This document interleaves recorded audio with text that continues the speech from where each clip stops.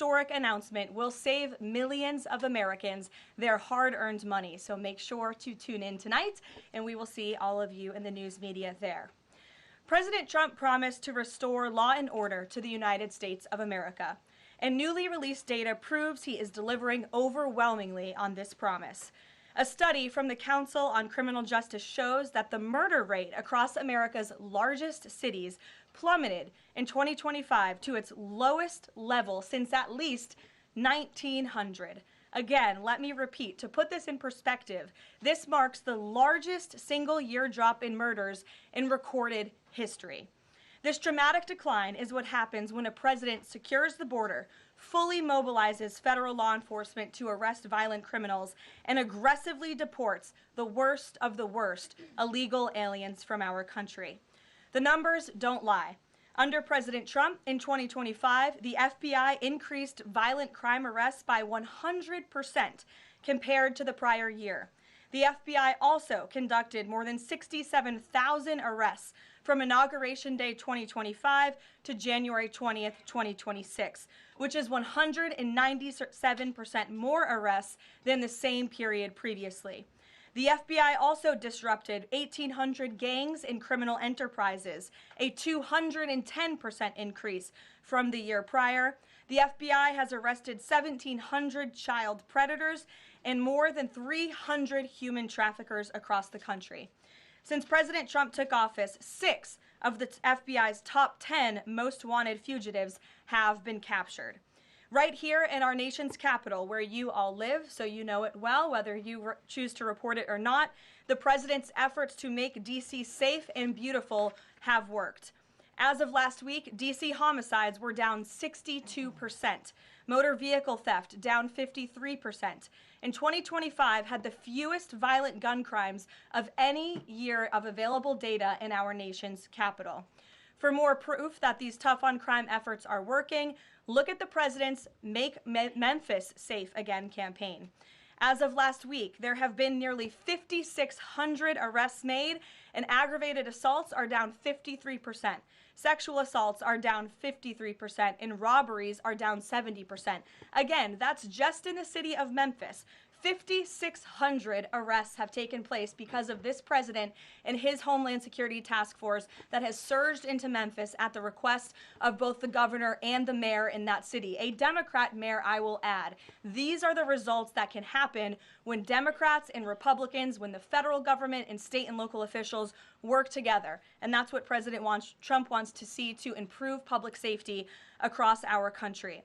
When you have a leader like President Trump who empowers good cops to be cops and to arrest bad criminals, American communities will become safer. Many of the media outlets in this room have expressed shock and confusion at these remarkable statistics. The New York Times declared that, quote, "No one knows for sure what's behind the staggering drop in the murder rate. The reason is very clear. It is President Trump's leadership and his unwavering commitment to law and order. The drop in crime is more proof that all that is required to improve public safety on our streets is a leader with the will to do what is necessary to protect law-abiding American citizens. The terror and chaos that was unleashed under Democrat rule is a choice. It's a choice to put violent criminals ahead of innocent Americans, a choice to force us all to live in fear because of soft-on-crime liberal politicians, prosecutors, and judges who lack the basic willingness to do their jobs and put dangerous people behind bars. On November 5th, 2024, the American people made a resounding choice that they've had enough of that, and that's precisely why they re-elected President Trump. So even as Democrats and the liberal media are engaged in hysteria about this administration arresting and deporting violent, criminal, illegal aliens, the undeniable truth is that deporting these individuals is one of the primary reasons why America's streets are safer today than they were 1 year ago when President Trump assumed office. Former President Biden and the Democrats left our borders wide open, and President Trump and the brave men and women of ICE are removing these dangerous criminals. So here are just a few recent examples. Number one, a Venezuelan national and active Tren de Aragua gang member with a rap sheet including homicide, assault, child cruelty, domestic violence, and property damage. This is an individual I can assure you not a single one of you in this room would want in your neighborhood, whether you admit it or not. He entered the U.S. in 2022, and he was released into our country by the Biden administration. He is no longer here, thanks to President Trump. An El Salvadorian national and known MS-13 associate, previously convicted of homicide, conspiracy to commit homicide, and kidnapping, arrested for arson, battery, armed carjacking, and assault. He entered illegally in 2016, was released by the Obama administration, and ICE just arrested him on January 8th, 2026. This example shows you how many criminal illegal aliens have been roaming American streets freely because of a lack of attention to this matter from the previous administration, and President Trump is cleaning up their mess. A Cuban national and blood gangs member convicted of multiple homicides and robbery. ICE arrested him on October 27th and removed him on January 6th, 2026. Arresting and deporting these types of illegal criminals is precisely what the American people voted for. And despite desperate recent attempts by Democrats and those in the media to undermine the president's deportation agenda, these efforts are failing. Brand new Harvard-Harris polling shows overwhelming support for President Trump's efforts to protect law-abiding citizens from criminal illegal aliens. Nearly 8 in 10 Americans say criminal illegal aliens should be deported. A solid majority also support deporting all illegal aliens, regardless of additional crimes. And more than 2 in 3 Americans back the Trump administration's common sense requirement that state and local officials cooperate with federal authorities and work to hand over criminal illegal aliens in local jails for swift deportation. Finally, to prevent another invasion of millions of illegal aliens from happening again, President Trump and Secretary Noem delivered the most secure border in American history. 0 illegal aliens were released into our homeland over the past 9 months. This is a truly remarkable achievement. Again, 0 illegal aliens released into the country in 9 months. This is staggering, and it deserves more attention from all of you. Overall, Customs and Border Protection recorded the lowest total encounters in agency history. Daily encounters have fallen by 95%, averaging just 250 apprehensions at the southern border a day. This is compared to over 5,100 daily apprehensions during the Biden years. It's a night and day difference because we finally have a president who enforces the law and lets our law enforcement do their noble jobs of protecting our homeland. When President Trump campaigned on making America safe again, this is exactly what he meant, and the numbers and the results speak for themselves. With that, I will open it up to questions today. We're going to start with Daniel Baldwin from One America News, who is here religiously covering the White House beat every day. So it's good to see you in a chair instead of standing up today. Daniel, thanks for being here, and why don't you kick us off? Thank you, Karoline. It's an honor and a privilege to represent One America News in the new media seat. First question on that DHS funding bill. Funding runs out in the better part of 8 days or so. Democrats, at least verbally, are very dug in. What does the White House believe their end goal is when it comes to this funding fight, when it comes to immigration policy at large? What is their end goal when they're dug in a position like this at this point in time? Well, the president has 2 end goals. One is to obviously keep the government funded and open, and that includes the Department of Homeland Security, which does not just touch upon ICE and Border Patrol, but also FEMA, the United States Coast Guard, the United States Secret Service. These are brave public servants who work to protect our homeland. The president wants these individuals to get paid. Secondly, when it comes to any discussions about immigration policy, the president is never going to waver in his commitment to allow immigration enforcement efforts in this country and to support ICE and Border Patrol and the deportation of illegal alien criminals. I know Senator Schumer and Leader Jeffries sent over a very long list of demands, some of which the administration is willing to discuss. Others don't seem like they are grounded in any common sense, and they are non-starters for this administration. But we're not going to negotiate policy from the podium. I'm going to allow the president to do that, and any final decisions that are made will be made ultimately by him. But rest assured, he is never going to allow law enforcement in the jobs that they do, the important jobs that they do, to be undermined. And secondly, Karoline, the Department of Homeland Security put out a tweet about a part of an hour ago alleging that an illegal alien was involved in a major car wreck in Indiana, killing 4 people, and they allege that the suspect in question came in under the CBP One app under the Biden administration and received a commercial driver's license from the state of Pennsylvania. What is the White House's reaction to a situation like this? And what is the White House doing to crack down on cases like this where illegal aliens are obtaining commercial driver's licenses? Yes, this is another abhorrent example of the border crisis over the past 4 years, and it again exemplifies why the administration must continue and will always continue to fully back and support ICE and Border Patrol and law enforcement in their removal of illegal alien criminals from our country. For those who don't know, and all of you should report on it, 4 Americans were tragically killed and lost their lives this week yet again from an illegal alien, an individual who was paroled into the country by the Biden administration using the CBP One app, which they created like it was a magic pass for Disneyland. That's not how immigration in this country should work. And this illegal alien from Kyrgyzstan was traveling on an Indiana highway, and he failed to brake for a slowed semi-truck in front of him. He swerved into the lane, and he crashed into a van carrying 15 passengers, and 4 people were killed in that crash. This is another tragedy that could have been prevented if not for the wide open borders from the previous administration. That's why we now have a secure border. That's why this administration will continue to deport illegal aliens from our country. Thank you for being here. Garrett. John, thank you for your comments and your prayers for the Guthrie family. I have 2 questions related to the president's interview with NBC yesterday. Sure. At one point in the interview, the president said that he believes states are accumulating the votes for who wins the election. He says if they, meaning the states, can't do it honestly and can't be done properly and timely, then something else has to happen. What did he mean by that? Is he suggesting that the federal government count votes in elections?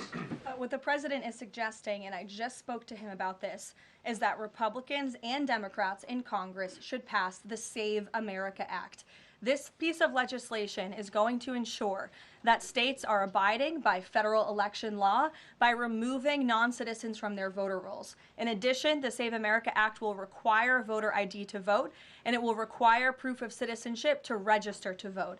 These are very common sense policies and proposals that 89% of our country agree with. So that's what the president is talking about. Again, I just spoke with him about this, and he's calling on both Republicans and Democrats to send the Save America Act, to pass it into law and to send it to his desk as quickly as possible. To be clear, the SAVE Act doesn't say anything about who counts votes, which has always been a state, a local, a county function. Why does he keep talking about somebody else, presumably the federal government, counting votes? Because the SAVE Act directs states to remove non-citizens from their voter rolls. And we know in states across the country, the president is right to point this out. In states like California or in places like New York City, non-citizens are allowed to vote in state and local elections. And the federal government should absolutely do away with that. I don't think a single person in this room, if you really are being honest with yourselves, should agree that non-citizens should vote in American elections, no matter where that election is up and down the ticket. And so this is a piece of federal legislation that will help states ensure the integrity and the sanctity of their elections, and that's what the president wants. Peter. Thanks, Caroline. President Trump posted about Nancy Guthrie that he is directing all federal law enforcement to be at the family's and local law enforcement's complete disposal immediately. What should we expect to see from the federal government in coming days in the search to find Nancy Guthrie? It's a very good question, Peter, and it's why I was on the phone with the FBI earlier this morning to ask that. And what they told me is that the FBI, again, is at the disposal of the state and local government. Whatever personnel or assets or resources that the state and local authorities and police need will be granted to them at the direction of the president, the FBI director, and the attorney general. A different law enforcement issue. The FBI just found 1,000 samples inside an illegal biolab in Las Vegas. It is linked to a different biolab that was previously raided. There are ties to China. What does the president think the CCP might be up to here? I haven't spoken to him about this specific investigation from the FBI, but I'm happy to, and I'm sure he's very glad that this is something the FBI discovered, and we'll make sure anyone who is involved in illegal activity will be held accountable. And just one more about this weekend. At the Mar-a-Lago Super Bowl party, after the first 2 quarters, are the TVs going to be on the halftime show with Bad Bunny or the halftime show with Kid Rock? I think the president would much prefer a Kid Rock performance over Bad Bunny. I must say that. Jennifer. On the nuclear arms pact, we saw the president's post on that. Yes. But can you say, is there a temporary agreement with Russia to stand by the terms of the New START treaty while negotiations are happening? Not to my knowledge. Again, to your point, Jennifer, I just do want to reiterate exactly what the president said. He wrote just moments ago, the United States is the most powerful country in the world. I completely rebuilt its military in my first term, including new and many refurbished nuclear weapons. I also added Space Force and now continue to rebuild our military at levels never seen before. We are even adding battleships, which are 100 times more powerful than the ones that roamed the seas during World War II. The Iowa, Missouri, Alabama, and others. I have stopped nuclear wars from breaking out across the world between Pakistan and India, Iran and Israel, and Russia and Ukraine, rather than extend New START, a badly negotiated deal by the United States, which I will add was renegotiated under former President Barack Obama, aside from everything else, is being grossly violated. The president wants to have our nuclear experts work on a new, improved, and modernized treaty that can last long into the future, and that's what the United States will continue to discuss with the Russians. Peter. Thank you, Karoline. Sure. Did President Trump himself ever ask DNI Gabbard to head down to Fulton County, Georgia? The president was asked and answered that question just yesterday. I've seen a lot of the media in this room get very caught up with the semantics of why Tulsi Gabbard is there. I will tell you why, and the president agrees with this, because election security is essential to national security.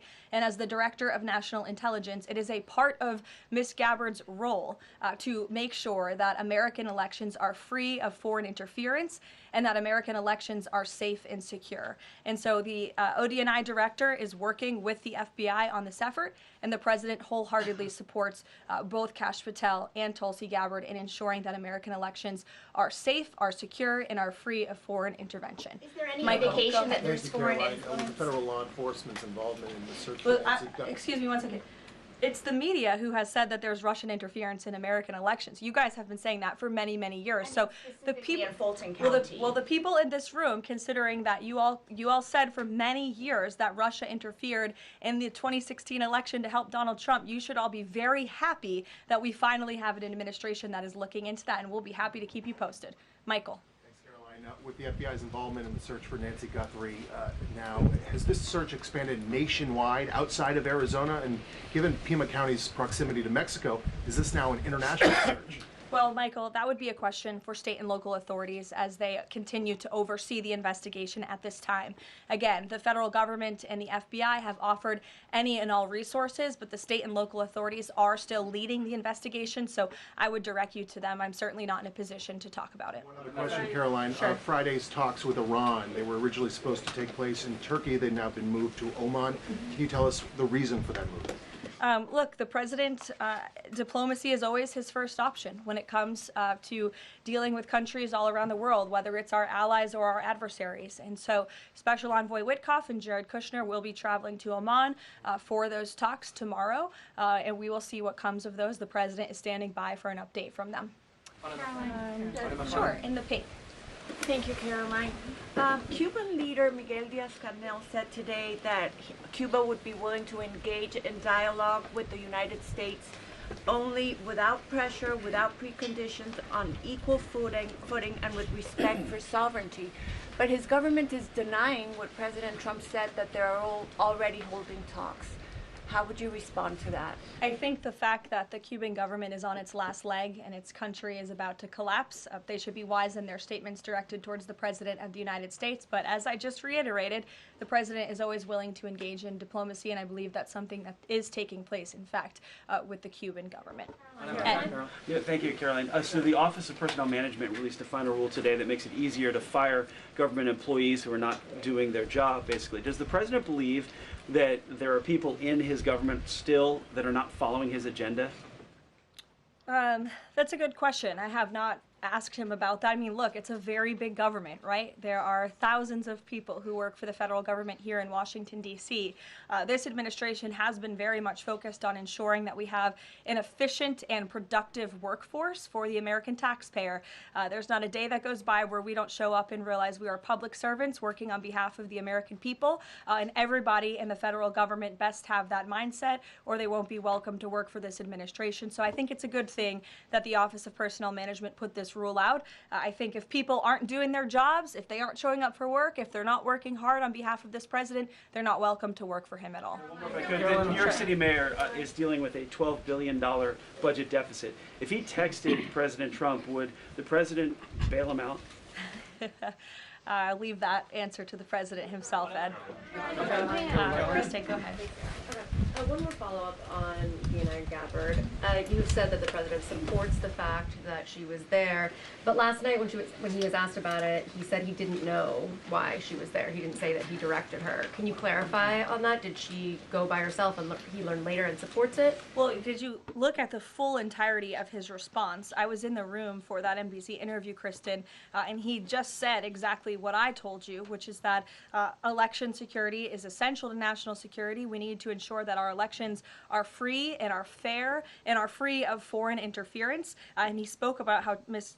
Tulsi Gabbard is involved in that effort. So you're taking like the first 3 words that he said to one question and not looking at his entire response. Follow up on what you said about foreign interference. You talked about 2016 and Russian interference, but what we've learned from these Georgia officials is what was seized by the FBI were ballots from 2020 in this Fulton County election center. Do you have any evidence that there was international interference in the 2020 election in this election center? What I do have evidence of, and what the media seems to be undermining, is why Tulsi Gabbard is there in the first place. And I would point you again to federal law that clearly assigns the DNI and the office with the statutory responsibility to lead counter intel matters related to election security. This includes assessing risks to election voting systems, software, voter registration databases, and more, and analyzing foreign interference. And the ODNI is responsible for supporting the White House interagency action to secure our elections through intel analysis and vulnerability assessments. And they should be routinely collaborating with agencies like the DHS, the DOJ, and the FBI. So as for that question, it would be better suited to ask the Director of National Intelligence herself in her office. But what I'm telling you is that it is more than appropriate. In fact, it is Tulsi Gabbard's job to ensure that our elections are safe and secure. And that's exactly what she's been doing on the ground in Georgia. And I don't understand why anyone in this room, considering you're all American citizens, I believe, and like to vote in our nation's elections, should have any problem with that whatsoever. Now, Thank you, Karoline. The president said that the administration should take a softer approach on immigration enforcement. He's also suggested for months that some migrant workers should be spared from these raids based on what they're doing. Is the administration going to continue to conduct large worksite raids as it seeks to target violent criminals? And can you clarify, is the federal government going to continue doing these deportation operations in blue cities where authorities say they don't want them?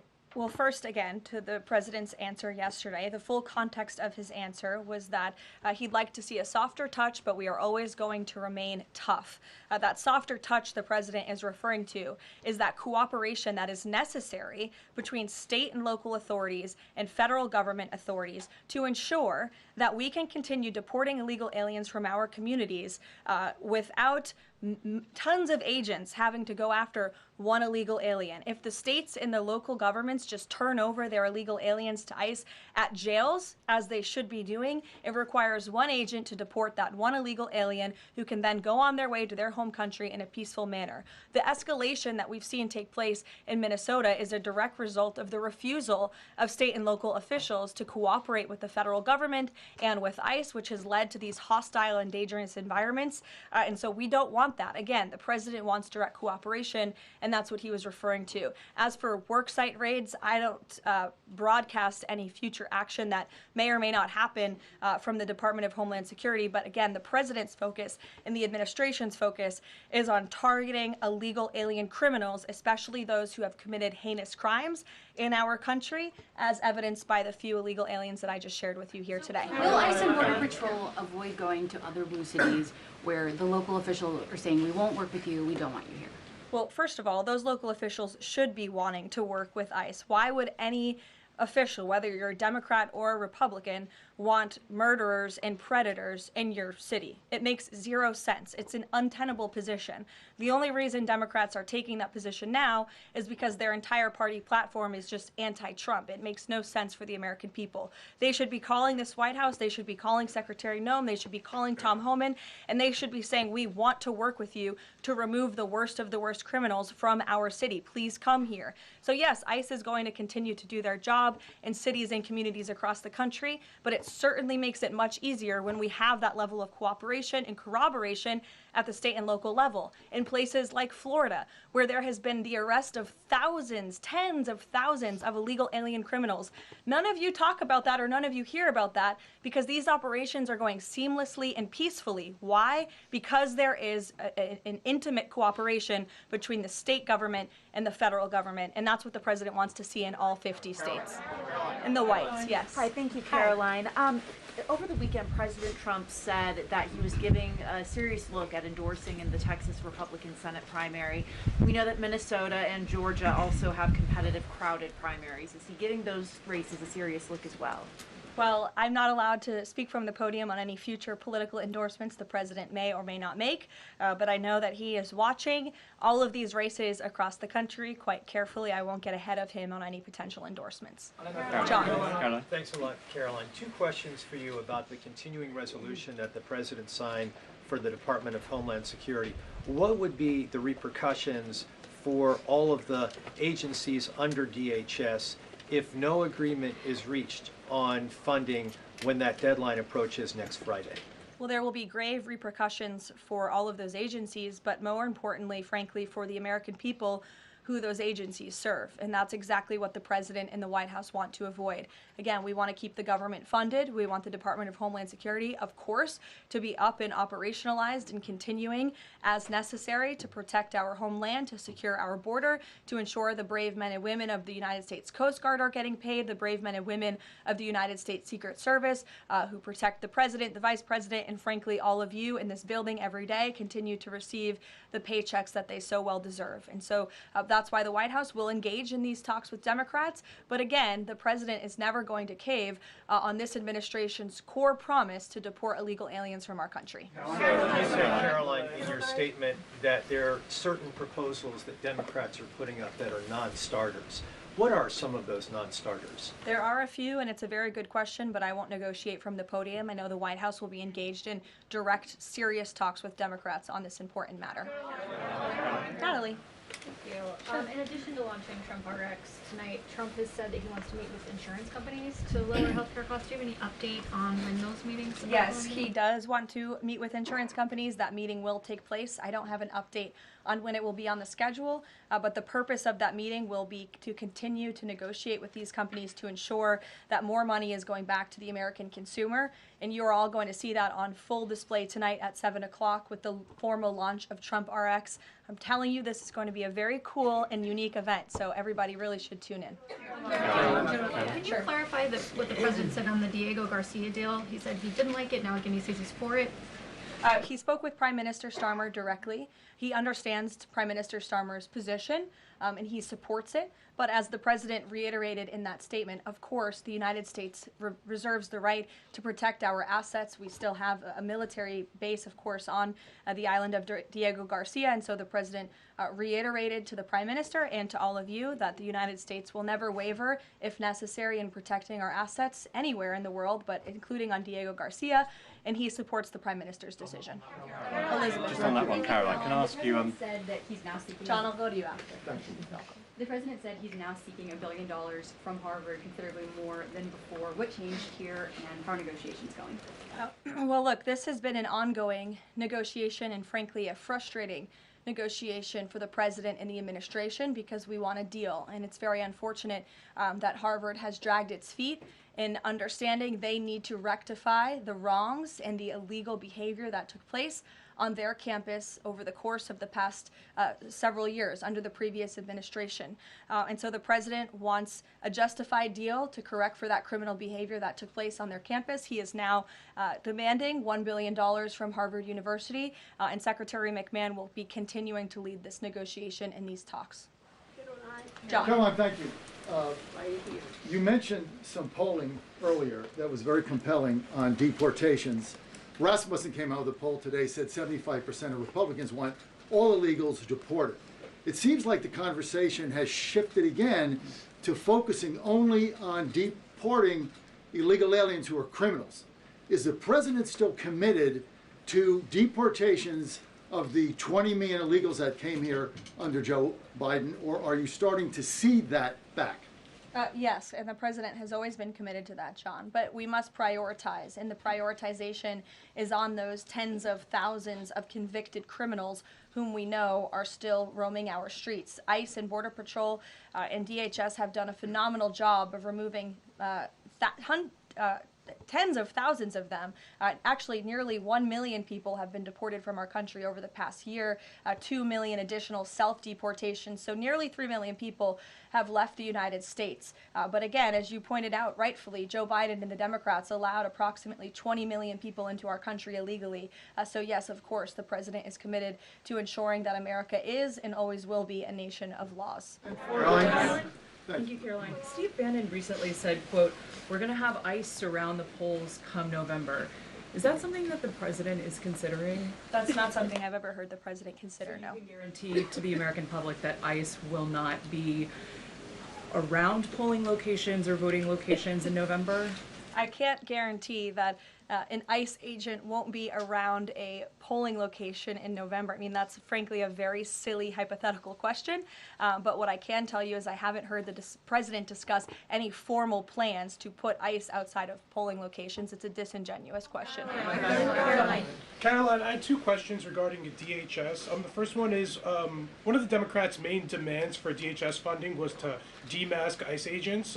Is this something that the president is even considering? Again, this is one of the specific points in the letter that went out by Senate Majority Leader Schumer and Hakeem Jeffries. I won't negotiate the individual points from the podium, but it is obviously something the White House will be discussing with lawmakers on Capitol Hill in the coming days. Is the administration concerned that the shakeup that we're seeing of DHS activity in Minneapolis could potentially embolden different obstructionist protesters around the country, as they now have a playbook on how to get ICE out of their cities?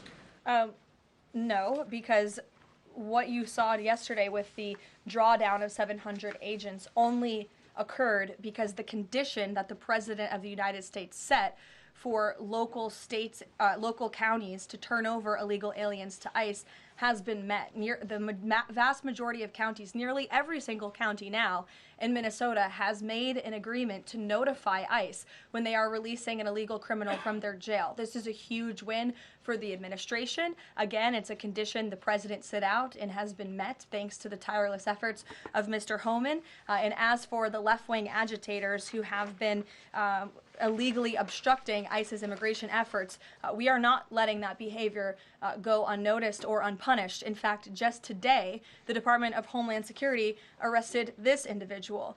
He is a self-proclaimed Antifa member who has been threatening, doxing, harassing ICE.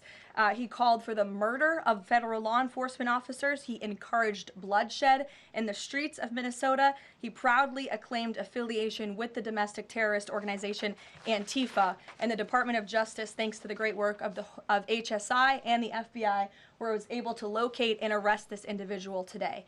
So we are committed to enforcing our immigration laws. We want that level of cooperation from state and local officials. And if people are illegally obstructing our federal law enforcement operations, if they are targeting, doxing, harassing, and vilifying ICE agents, they are going to be held accountable, like this individual here, who again is a self-proclaimed member of Antifa. He is a domestic terrorist, and he will be held accountable in the United States.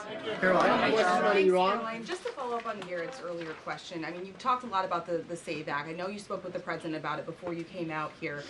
The president has gone beyond that, though. He's talking about Republicans taking over elections, states are agents of the federal government. So just to be clear, is the president only calling on Congress to pass the SAVE Act, or does he want Republicans to go further than that before the midterm elections? The president is calling on Republicans, again, and Democrats to pass the SAVE Act. I will reiterate, requirement for voter ID to vote. That should be something that no American should oppose. In fact, we know that the vast majority of Americans support it. Requiring proof of citizenship to register to vote, which is not hard to do. We should be able to do that in this country. If you want to register to vote in the United States of America, you have to be a citizen in the United States of America. And this piece of federal legislation will direct states to remove non-citizens from the voter rolls. I just had a conversation with the president about it. Thank you, Caroline. I have two questions. Tariffs on South Korea. As you know, President Trump recently mentioned increasing tariffs on South Korea. When will the 25% tariffs increasing on South Korea begin? Secondly, what impact will this have on national security? Sure. I don't have a timeline for you on that, but I will make sure that our trade team here at the White House gets you an answer swiftly and promptly. John. Thank you so much, Caroline. Yesterday, President Trump, in the NBC interview, said that it bothers me that somebody is going after Bill Clinton. That somebody is the House Oversight Chairman, James Comer, a Republican. Why is the president bothered that they're investigating Bill Clinton and his Epstein ties? Look, I think that the president has respect for the former president of the United States, Bill Clinton. He said yesterday himself they've shared a good relationship, and that's what he was reiterating in that NBC interview. Go ahead. Caroline.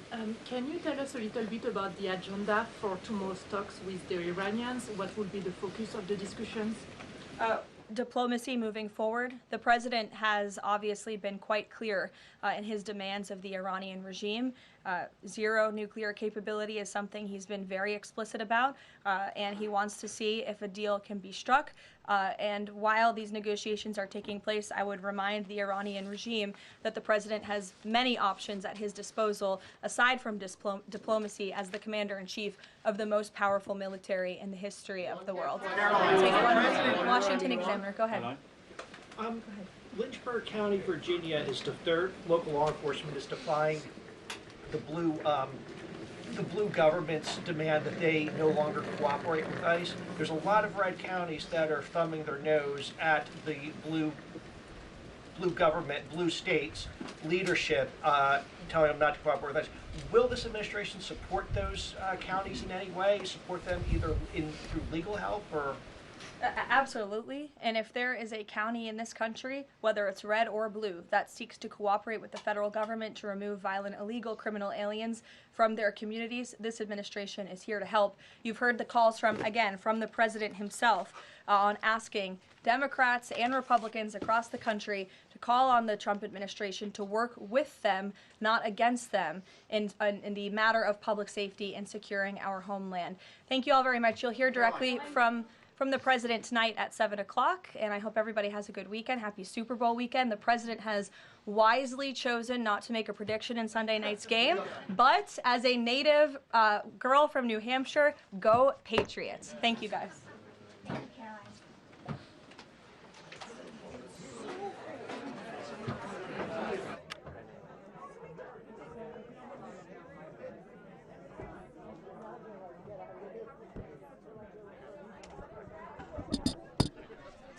Yeah, I got you.